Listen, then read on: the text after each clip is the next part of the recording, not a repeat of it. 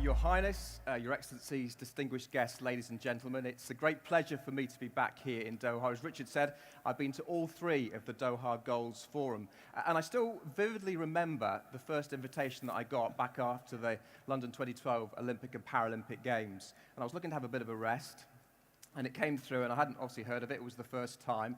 I thought a bit of summer sun in Qatar in December, because it's very cold in Britain. Maybe that's a good idea for coming. A bunch of people that are really interesting to talk with, that's a good idea for coming as well. But the thing that caught my eye, and we've heard it on the video there from some of the people, is that this was a forum set up to create initiatives to make a change, not just to get together, have a nice time, and to talk about things, but actually to do something concrete. It's easy to say, it's more difficult to do.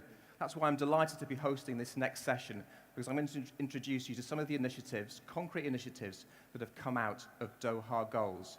First of all, I'd like you to give a warm welcome to Stéphane HOUDET, wheelchair tennis player, one of the best in the world, Hubin, one of the greatest Paralympians, high jumper, and two students from South Africa who've benefited from A Chance for All, which is the Doha Goals prosthetic initiative.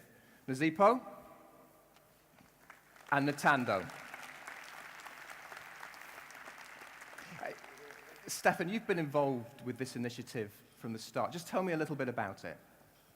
Well, you know, I always think to my father when it goes to these memories, and he told me, nothing belongs to you until you give it to someone else. And Richard offered me the opportunity to give throughout the Doha Goals and the Doha Goals Foundation. So I came to an ideal, and the ideal was to have probably a rehab center as huge as the Aspire Zone. So, of course, it needs to go through steps, and steps through resiliency, recovery, goes first by your mind, how you can recover, and then what you need. So we were thinking about the first need, and the first need was for the kids.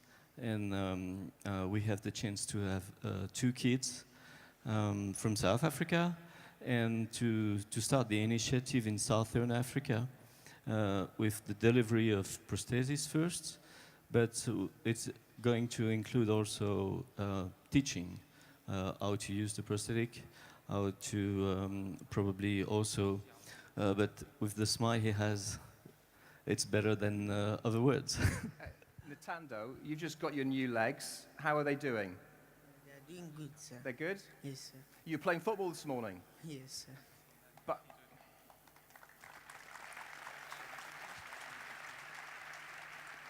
Natando doesn't want to be a football player, do you? No. What do you want to be? I want to be an athlete. An athlete. Which event? Long jump, 100 meter and 200 meter. Good luck for you. Thanks. Nazipo's not going to speak, but just so you know, she had her first fitting last week, her entire right leg, right from the hip all the way down. So a big round of applause from Nazipo for being here. Just last week, she's going to start the process of learning to walk, and we look forward to seeing your progress, Nazipo. Hubin, you were here last year. You signed the agreement for this project. How exciting is it to be here today and to see two of the students benefiting? 我今天非常的高兴看到这些孩子穿上他的假腿，重新站起来，重新去奔跑起来。OK。He's so happy to see those kids and they got their prosthesis installation, and then he's so happy to see them to stand up again. 谢谢。我非常感谢多哈大会，在去年我们签署了一个协议，在中国现在有30个像这样的孩子。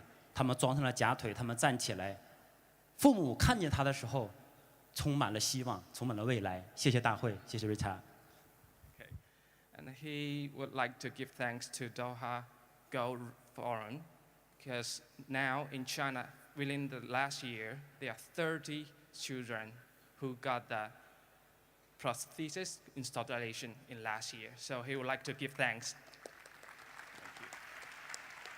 Thank you. Again, Hubin, Natando, Stéphane, and Nazipo, thank you very much indeed. One last time. Thank you. Okay, we're going to move now from prosthetics to malaria. And before I introduce two people who are going to tell you more about this next project, Football Combating Malaria, here's a short video.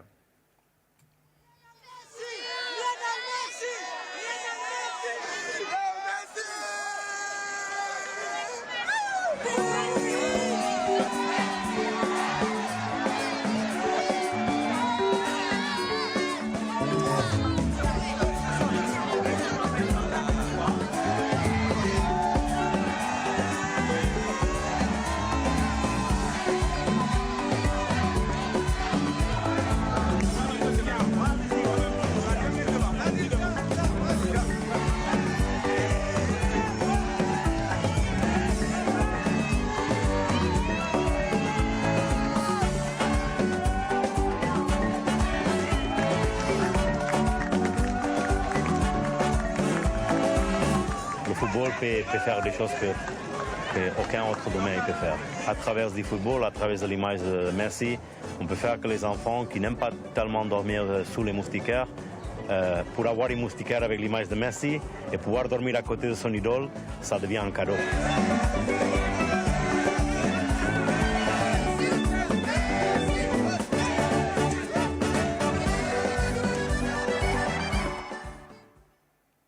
Please welcome onto the stage Yassine Djibo from Speak Up Africa in Senegal, and Ivan Bravo, who's from the Aspire Academy here in Doha.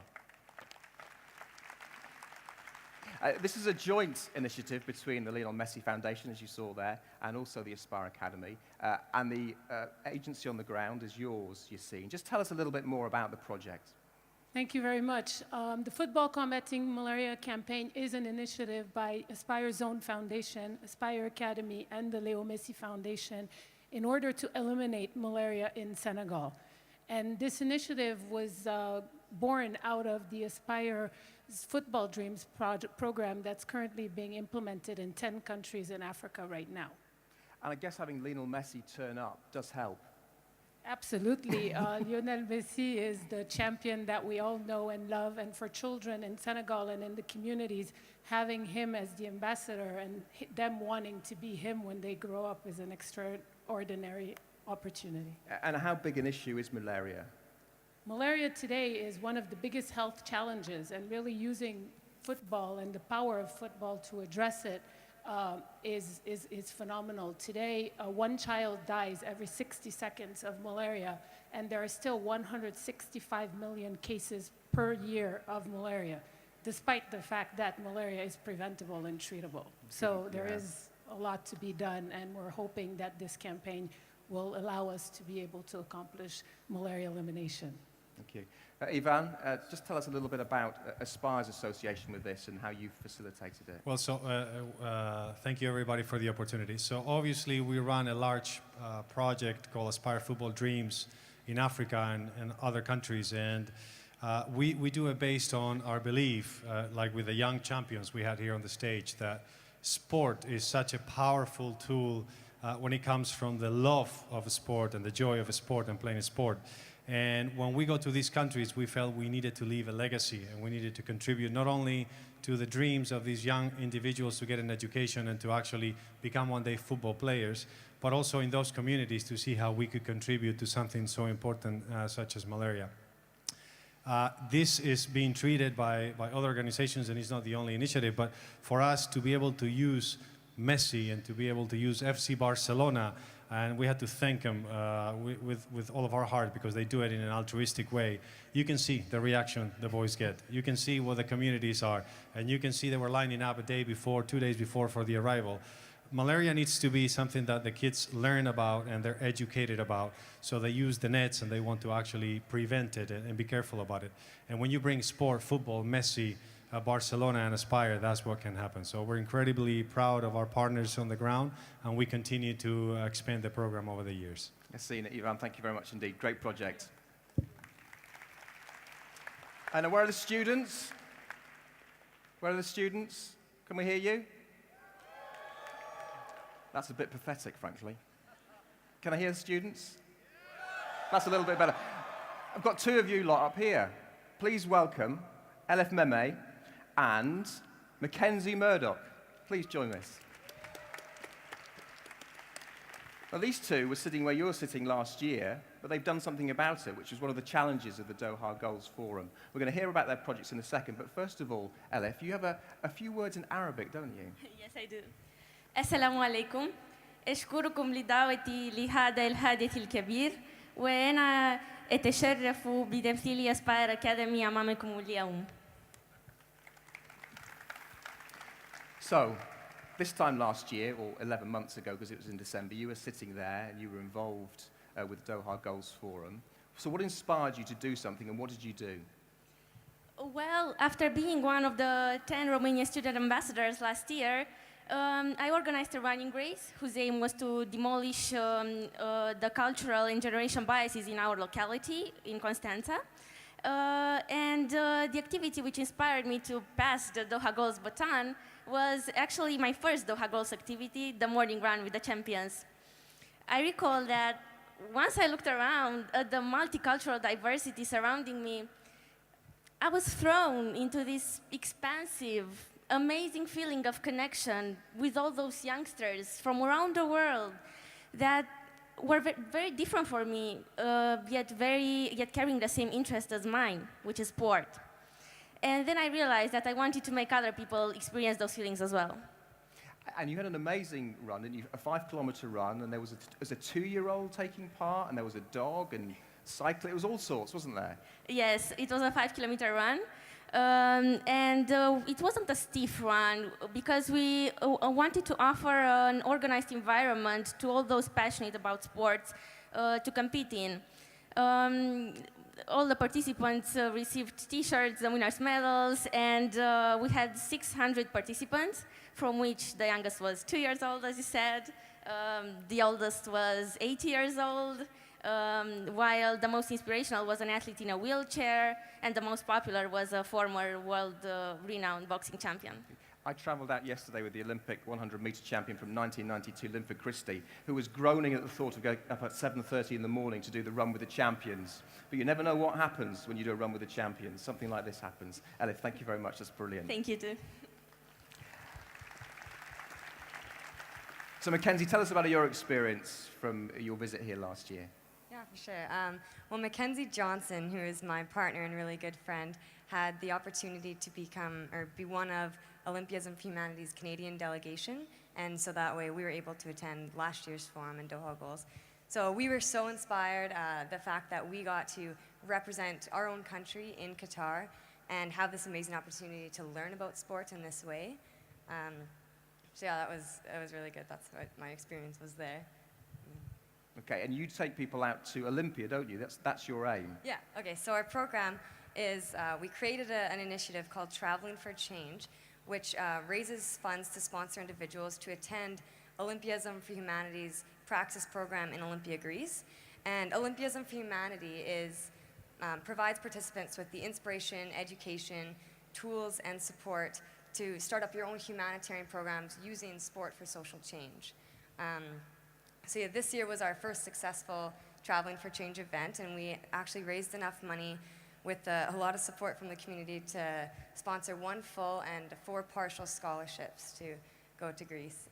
How we raised the money was we held an event, 2 community basketball games, so featuring leaders in our high school basketball program in our community, and also adult leaders who are well known throughout the community who are willing to play for the cause as well. So all the players raised pledges. We had great support for the community with a lot of donations and charged admission and stuff like that. Yeah, so. Great job, both of you, Elif and Thank Mackenzie. you. Big round of Thank applause.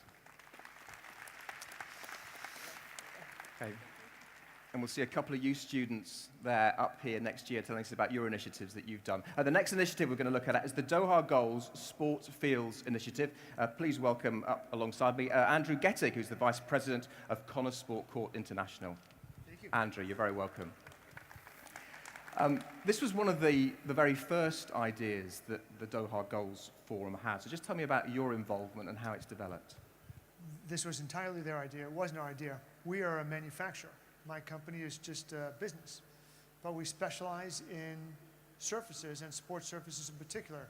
They said their goal is to install courts in the West Bank in Palestine, in Gabon, and in Afghanistan. And we said, yeah, we can do that. And I'm happy to report that 2 of those courts were installed last month, one in Port Gentil, the other one in Medalist in the West Bank.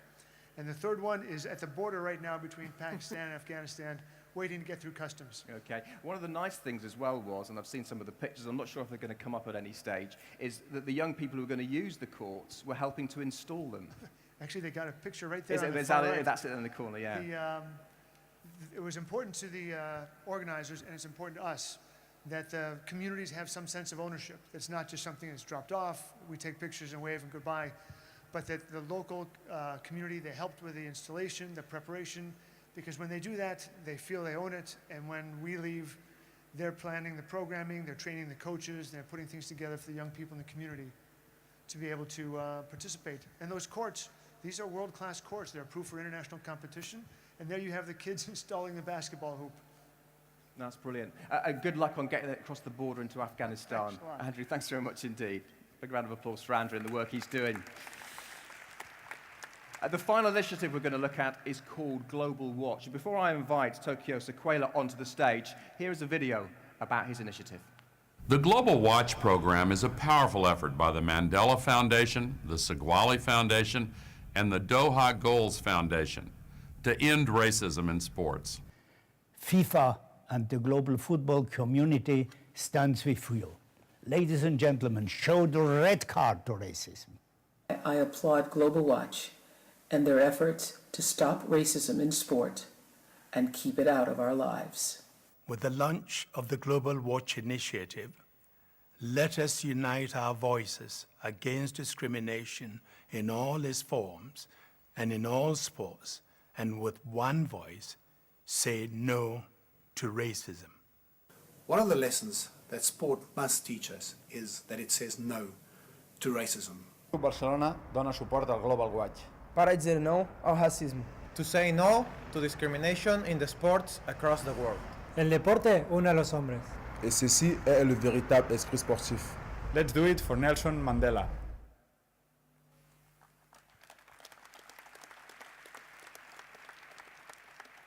Tokyo, please come and join me. Tokyo, you've been fighting racism all your life, haven't you? Why is this so important to you, this particular thing, racism in sport? Well, let me preface my comments by indicating that my first visit here, but I did speak in this forum last year. When I was supposed to have come here, we had an unfortunate incident back in my country with the death of Nelson Mandela. So I was able to come here through technologies, and I want to thank this forum for having stood to recognize the fact that we had lost that great man. But nevertheless, you put up Nelson Mandela here. This project, or this Global Watch thing, is a legacy to his memory. It is a partnership of 3 foundations. The Doha Goals Foundation, so it's inspired by yourselves here, the SEXWALE Foundation, as well as the foundation of the big man himself, Nelson Mandela.